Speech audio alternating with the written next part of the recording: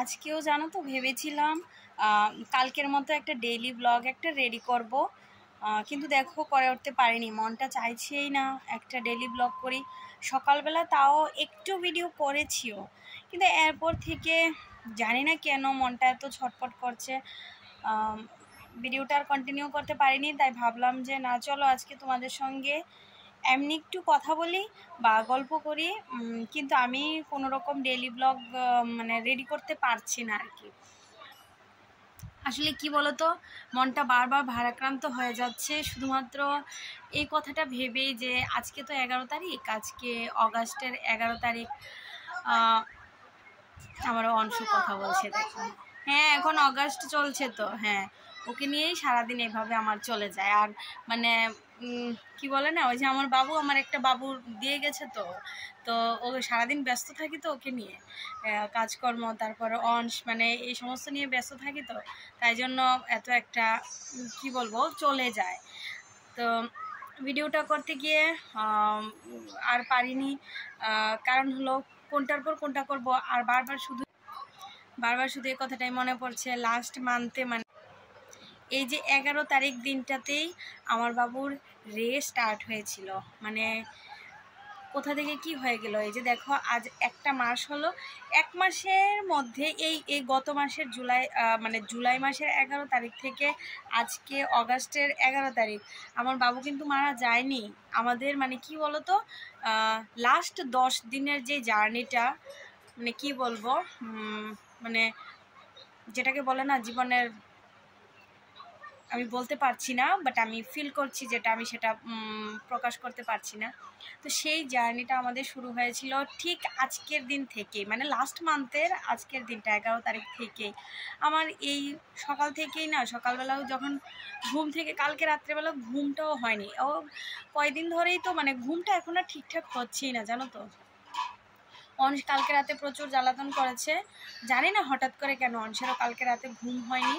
তো এই জন্য অংশের ঘুম হয়নি মানে কি আমাদেরও ঘুমটা হয়নি। তো সকালবেলা আমি অংশকে সেই 4:30টায় অংশকে একটা বিস্কিট খাইয়েছি। বিস্কিট খাইয়ে তারপর আবার ওকে ঘুম পাড়িয়েছি। ওই তো বেজে গেছে 5:30, 6টা বেজে গেছে, ওকে ঘুম পাড়িয়েছি। মানে আমার ঘুমটা আর হয়নি। তারপর তোমাদের দাদাভাই ঘুমিয়েছিল, ও একটা, হ্যাঁ বলো, হ্যাঁ বলো। তো তোমাদের দাদাভাই একটু ঘুমিয়েছিল, কারণ ওর যেহেতু আজকে সানডে, তাও আজকে ওর স্কুলে যেতে হবে, যেহেতু স্কুলে সেমিনার আছে, তো এই জন্য ও ঘুমিয়েছে। প্রায় 8টা অবধিও ঘুমিয়েছে। হ্যাঁ ম্যামের বাড়িতে যাবে হ্যাঁ। তো এই জন্য আমি আর ঘুমিয়ে থাকিনি, উঠে রান্নাবান্না শেষ করে ফেলেছি। আর ভেবেছিলাম ভিডিও করব, বাট করতে পারিনি। না না, কোনো ম্যাম তোমাকে বকা দেয়নি বাবা, তোমাকে সুন্দর করে, তোমাকে আদর করে বলে তুমি পড়াশোনা করবে, এই করবে সে করবে, তোমাকে নিয়ে যাবো ম্যামের বাড়িতে, ঠিক আছে? তুমি এখন ম্যাঙ্গোটা খাও। হ্যাঁ, তো যেটা বলছিলাম, দেখেছো তো অনস আমার সব কাজে আমাকে কথা বলে, মানে কিছু না কিছু একটা দিয়ে অনস আমাকে ব্যস্ত রাখে। আর অনসের সামনে আমার চোখের জল এক ফোঁটাও আসতে পারবে না। হ্যাঁ, তুমি আমার সঙ্গে পড়াশোনা করো, তো এই জন্যই তো তুমি আমার একটা গুড বয়। তো ও বলে, চোখের জল দেখলেই অংশ কিন্তু বুঝে যায়। ও বলতেই শুরু করে, মা তুমি কান্না করছো, ভাই চলে গেছে এজন্য। তারপর আমার বাবুর ফটোটার সামনে গিয়ে বলে, ভাই তুমি তাড়াতাড়ি চলে আসো, মা কান্না করছে, তুমি তাড়াতাড়ি চলে আসো। যাই হোক, ওর এগুলি দেখে ওর বাবাও বলে যে তুমি ওর সামনে কিন্তু কান্না করবে না, কারণ অংশ তো কষ্ট পায়। স্বাভাবিক তো এটা না, যে ওর মা কান্না করছে দেখলে তো ওর কষ্ট লাগবেই, বলো। তো হ্যাঁ, ডগ আছে বাইরে, বাবা যাবে না। তো এই জন্য আর কি। তো দেখো আমি কথা বলতে বলতে কত কিছুই বলে ফেলছি। তো যাই হোক, তো যেটা বলছিলাম, লাস্ট মান্থেও এরকম সকালবেলা আমি ঘুম থেকে, মানে 10 তারিখ আমাদের জিবি থেকে ফোন আসে যে ওদের একটা মেশিন একটা নষ্ট ছিল, সেই মেশিনটা ঠিক হয়েছে। আর বাবুর রেটা শুরু হবে, মানে রেডিয়েশন থেরাপি যেটা, সেটা বাবু স্টার্ট হবে পরদিনই যেতে বলেছে। তো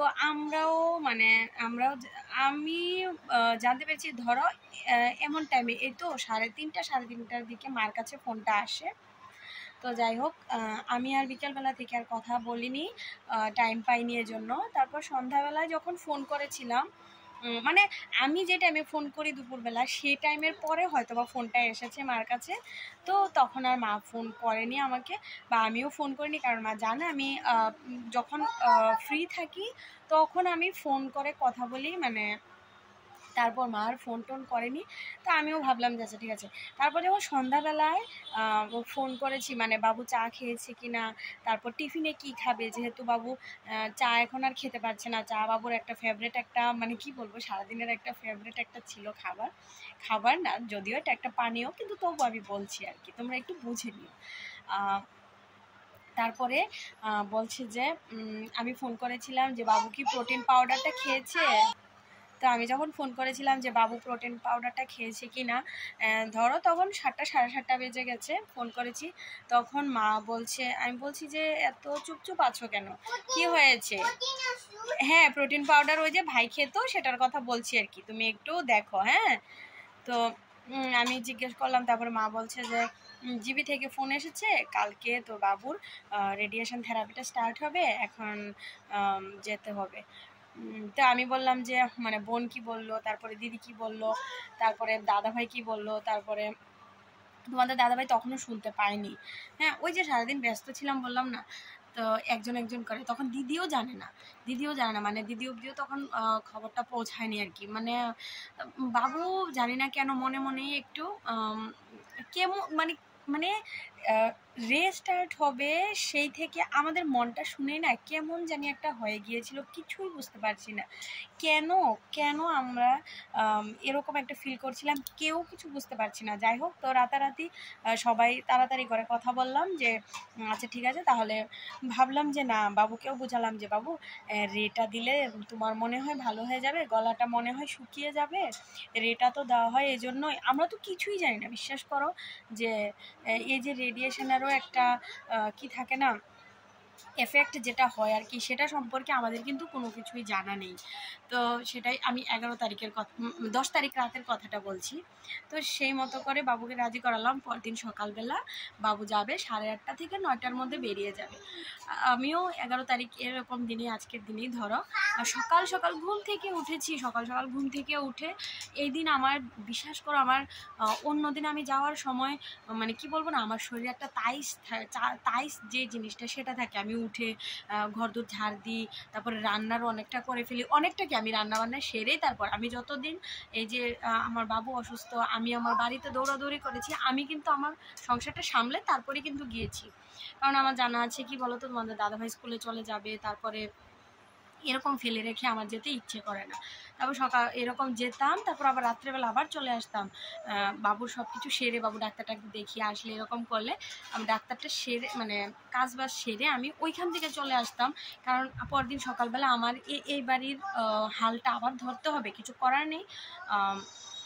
তোমাদের দাদা ভাই সকাল সকাল স্কুলে চলে যায়, টিউশনে চলে যায়, আমার সব কিছু রেডিটা করে দিতে হবে, তারপর অংশের একটা ব্যাপার আছে, তো এইরকমভাবেই কিন্তু চলতো সেই দিন। আমার বিশ্বাস করো আমি নিজেই বলছি যে আমি কিছু করিনি, কিছু না, আমি শুধুমাত্র ঘরটা ঝাড় দিয়ে ঘরটা মুছে, আমি চাও খাইনি সেদিন, চাও খাইনি। হ্যাঁ, আমার মনটা জানি কী করছিল, আমি চলে গেছি, তাও বেজে গেছে 8:30 মতো বেজে গেছে। তারপরে দৌড়ে গিয়েছি, গিয়ে দেখি বাবু বেরিয়ে গেছে, অটো চলে এসেছে তো বেরিয়ে গেছে। তো বাড়ি থেকে বেরিয়ে গেছে, এবার আমাদের দেখেই দাঁড়িয়েছে, কথা বলেছি, আমি জানি বাবুর মনটা, বাবু বলছে যে হ্যাঁ মা তুই এসেছিস, তুই থাক তাহলে বাড়িতে, কারণ আমার বাবুর কিন্তু বাড়ি নিয়ে খুব বেশি চিন্তা একটা থাকে, ছিল সবসময়। বাবা অংশের দুষ্টামি চলছে, ঠিক আছে। তো যাই হোক, তো এরকমভাবে বাবুর সঙ্গে কথা বলেছিলাম যে আমি আছি, তুমি চিন্তা করো না, ওই দিক থেকে বোন যাবে, দিদি যাবে, আমি যেহেতু জিবি দৌড়াদৌড়ি করতে পারবো না, আমি বাড়িতে থাকবো, তোমার বাড়ি নিয়ে চিন্তা করতে হবে না। আর ওরা যেহেতু আগরতলাতেই আছে, তাহলে ওরা ওই দিকটা সামলাবে, আমি এই দিকটা সামলাবো। আমাদের 3 বোনের মধ্যে কিন্তু এইভাবেই চলছে সব কিছু, যে একদিন ও গেলে একদিন এ যাবে এরকম মানে 2 থেকে 3 জন বাবুর সঙ্গে আমরা সবসময় যেতাম। একদম ফার্স্ট যখন ডাক্তার দেখাই আইএলএস বাবুকে প্রথম, সেখান থেকে যখন এরকমই একটা কথা একটা বলেছিল, সেদিনে কিন্তু আমরা 3 বোনই নিয়ে গিয়েছিলাম বাবুকে ডাক্তারের কাছে। তো তারপর থেকে হয়তো বা মানে জামাইরাও যাচ্ছে, 3 জনই যাই হোক রোটেশন ওয়াইজ ডিউটি, কারণ সবাই তো দেখো সবাই তো ব্যস্ত, এরকমভাবে মিলিয়ে ঝিলিয়ে সেই মিলটা রেখেই কিন্তু, যেহেতু আমাদের ভাই নেই তো আমরা বোনেরা বা আমাদের হাজব্যান্ডরাই কিন্তু সেরকমভাবে চালিয়ে যাচ্ছে। তারপর মা তো আছেই। তো সেদিন বাবু রেডিয়েশন থেরাপিটা সেরে, মানে 11 তারিখ সেরে বাড়িতে আসতে আসতে এই তো 3টা বেজে গিয়েছিল, 3টা না সরি 2:30টার মতো বাজে। তো বাড়িতে এসেছে যখন, তখন না আমার বাবুকে দেখে কেমন জানি একটু লাগলো, জানো তো। বাবুর এই মাথার এই সাইডটার মধ্যে একদম পুরো মানে ছাপ ছিল, ছাপ মানে যে কেস একটা লাগিয়েছিল, তো এই কেসটার পুরো ছাপ বসেছিল। তো দেখে না কীরকম একটা লাগছিল, মনটা মানে ভীষণভাবে ভিতর থেকে কান্না পাচ্ছিল যে আমার বাবুকে দেখতে এরকম লাগছে কেন, ওরা কি করেছে বাবুর সঙ্গে এরকম। তারপরে বাবু বললো, তারপর জিজ্ঞেস করলাম যে বাবু তোমার কেমন লাগছে শরীরটা, তোমার কি ব্যথা হচ্ছে? বাবু বলছে যে মা ওরা না এই দিকটা চেপে চেপে দিয়েছে, অনেকটা চাপাচাপি করেছে, এই জন্য আমার এই জায়গাটা এখন ব্যথা হয়ে আছে। তো আচ্ছা যাই হোক, তাহলে এবার একটু কষ্ট করে একটু খেয়ে নাও, খেয়ে তারপর রেস্ট করো। এই চলছিল, তারপর বিকেল থেকে এরকমই চলছিল। রাত্রেবেলা বাবুর ভাত খাওয়ার পরে, রাত্রেবেলা আমি ভাত দিয়েছি বাবুকে, তারপরে ভাতটা খেয়েছে, খাওয়ার পরে হঠাৎ করে তোমাদের দাদাভাই গিয়েছিল, হঠাৎ করে আমি অংশকে খাইয়েছি, অংশকে ঘুম পাড়িয়ে দিয়েছি, তোমাদের দাদাভাই ছিল, আমি ছিলাম, আমার মা পাশের বাড়িতে, বাবুই পাঠিয়েছে মাকে, পাশের বাড়িতেই সত্যনারায়ণ হচ্ছে। হ্যাঁ আরেকটা কথা বলি, আমার বাবু কিন্তু কোনো জায়গায় যদি সত্যনারায়ণ হতো না, আমার বাবু কিন্তু, আমার মা যদি যেতে নাও চাইতো, আমার বাবু জোর করে পাঠাতো।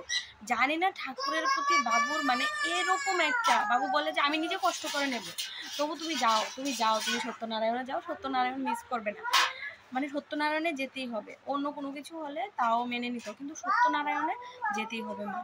বাবু জোর করে পাঠিয়েছে। তা আমি বাবুকে ভাত দিয়েছি, বাবু ভাত খেয়েছে, ঘুমোতে গিয়েছে, হঠাৎ করে একটু জল খেয়েছে, হঠাৎ করে একটা মানে শ্বাসটা আটকে যাচ্ছিল।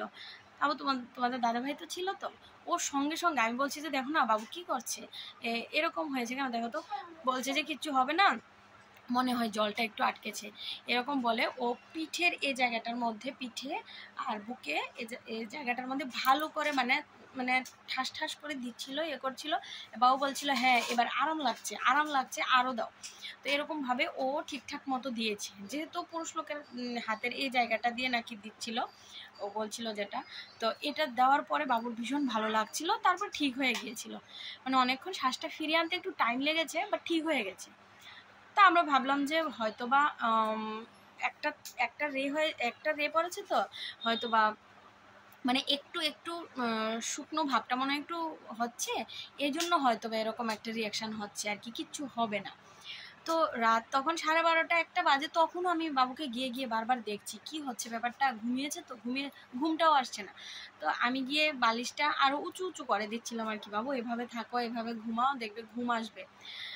মানে সেদিন থেকে মনে হয়ে গিয়েছিল যেন আমার বাবু না একটা ছোট বাচ্চা হয়ে গেছে, বাচ্চাদের মতো এরকমভাবে বলছি আর শুনছে, হ্যাঁ চুপ করে শুনছে, হ্যাঁ মা এবার ঠিক আছে, এবার আমি ঘুমোতে পারছি, তুই যা এবার তুই গিয়ে ঘুমিয়ে পড়, মানে এরকম বলছে। আর তোমাদের দাদাভাই এরকম সব কিছু সেরে টেরে ও বাড়ি চলে এসেছে, যখন দেখেছে যে বাবু ভালো হয়ে গেছে, বলছে যে আমি এবার বাড়ি চলে যাই। আমি বললাম যে আচ্ছা ঠিক আছে তাহলে যাও, বাবুকে বলেই এসেছি যে বাবু আমি আমার বাড়ি চলে যাই, বলছে যে আচ্ছা ঠিক আছে যাও, কালকে সকালে তো টিউশন আছে, এজন্য আমি থাকবো না, বলছে যে আচ্ছা ঠিক আছে।